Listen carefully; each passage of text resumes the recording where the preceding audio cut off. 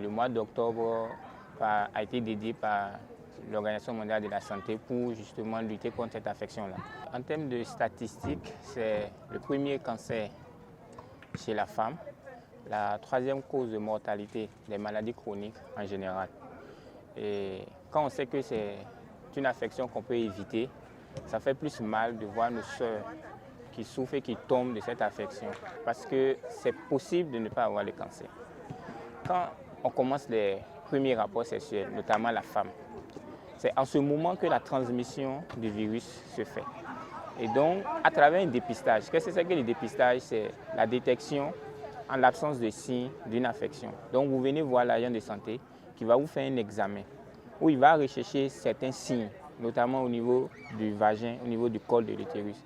À travers ces signes, il peut supposer qu'il y a des éléments qui peuvent prédisposer au cancer. En ce moment, un simple traitement permet d'éliminer le virus qui, dans la majeure partie des cas, est responsable de ce cancer qu'on appelle le Human Papillomavirus.